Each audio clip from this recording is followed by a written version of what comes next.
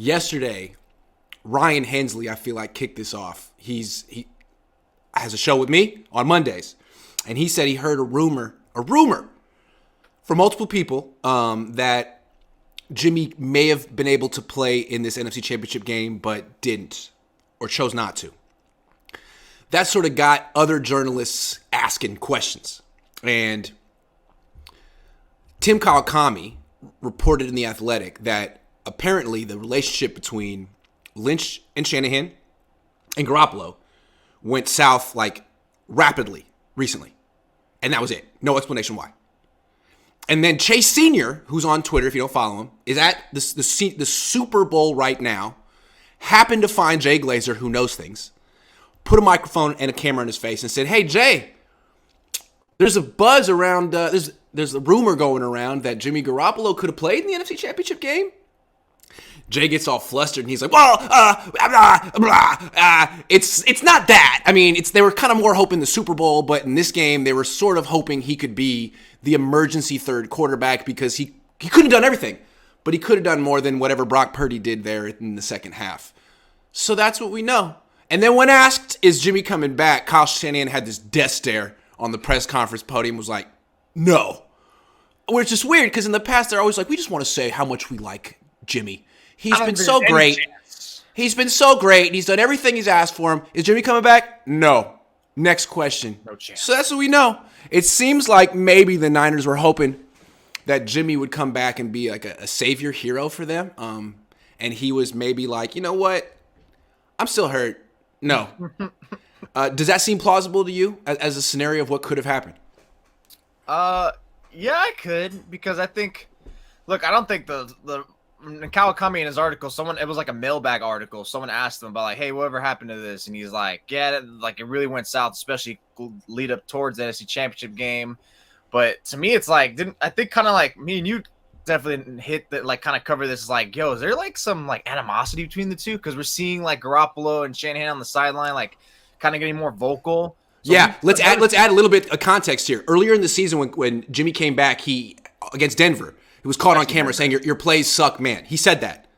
So there was that. And then during this game, when the Niners were losing and Brock Purdy was out there with the torn UCL handing off, he was laughing on the sideline. So these are all little pieces of circumstantial evidence that on their own do not indict Jimmy Garoppolo, but together it paint a picture. Keep going.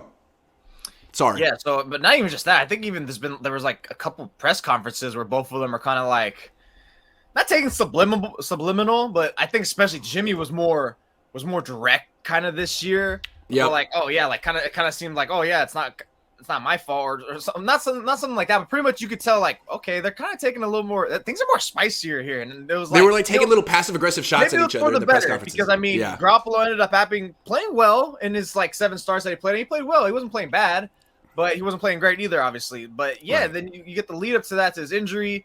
And that's why I said, I remember last week we said, like, why is, like, Kyle so, like, quick to write off Jimmy? Why is he so quick to, like, really want Brock? And it's, like, because he's had a side-by-side comparison of who's better. He's had a side-by-side comparison where he's had one dude, it's like, again, bro, you're freaking injured? And it's not only that, and then you have Brock who comes in and is like, wow, not only this guy did what you did, Jimmy, he's, like, 5 times better than you. So I think when he's getting close to the NFC title game, you know, that was supposedly the time frame that he's going to be recovered and whatnot. Right. So I'm thinking maybe Kyle Shanahan, since he is kind of an old head, he is kind of an old head coach, where it's like, Jimmy, you're still not ready to go, bro? Or are you still under contract? You're under contract. You can't strap it up. Like, everyone's hurt, man. What's going on?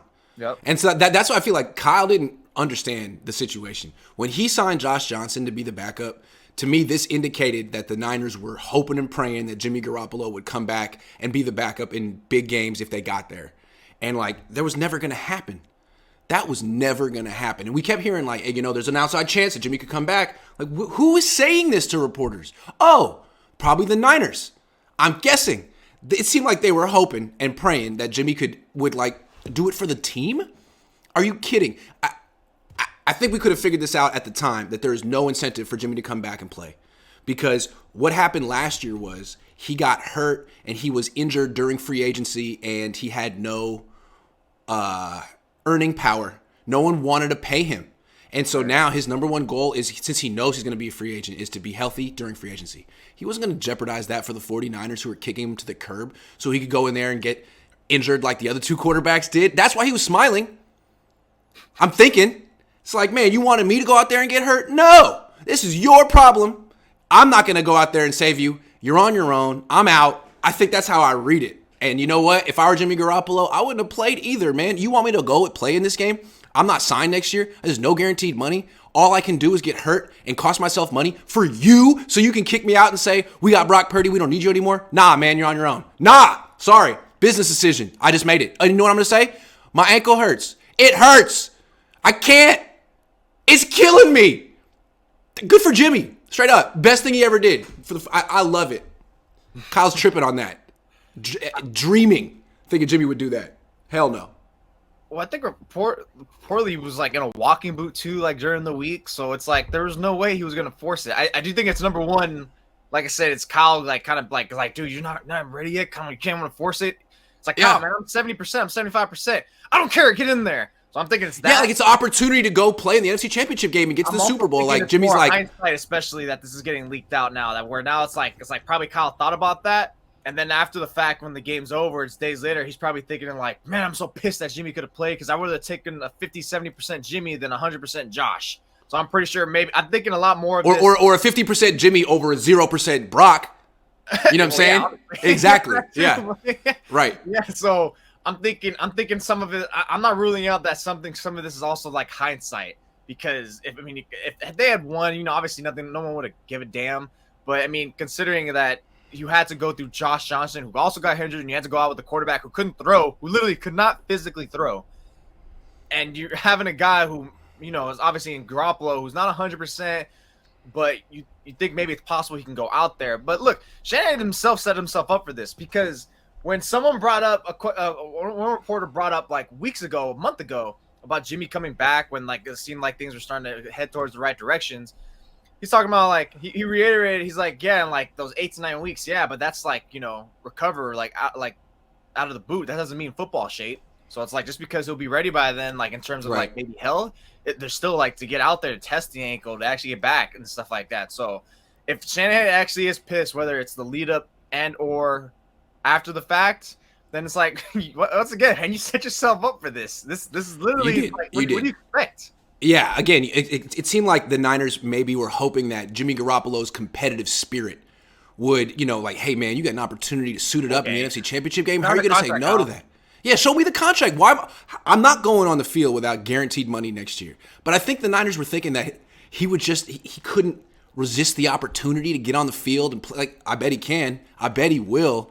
And I bet you're deluding yourself. So the Niners had this really embarrassing second half, and now they're blaming it on him for not playing at 60%. No. That was never going to happen. And you never should have expected it to happen. We had these conversations when you signed Josh Johnson and we're floating that Jimmy could come back. It's not going to happen. And with what I think is the biggest travesty of this season is that Josh Johnson had to play at all.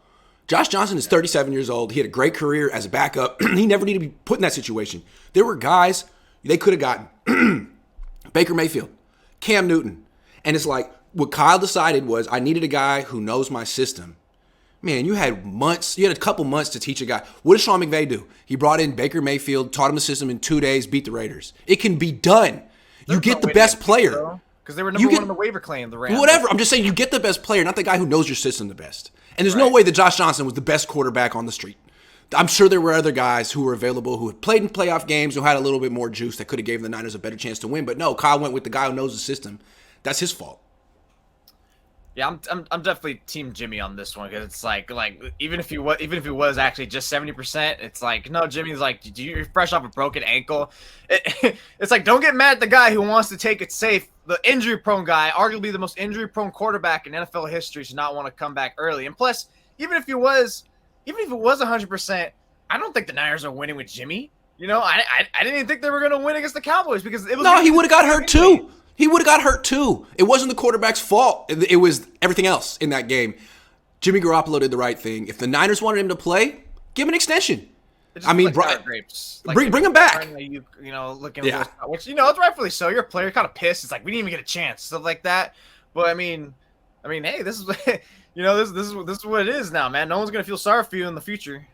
Yeah, get mad at Kyle for signing Josh Johnson and not being a little more ambitious, dude. It's not about who knows your system. It's about who gives you the best chance to win. And if your disciple, Sean McVay, can get Baker Mayfield ready in 2 days, you could have got Cam Newton ready in 2 months. It was 2 months.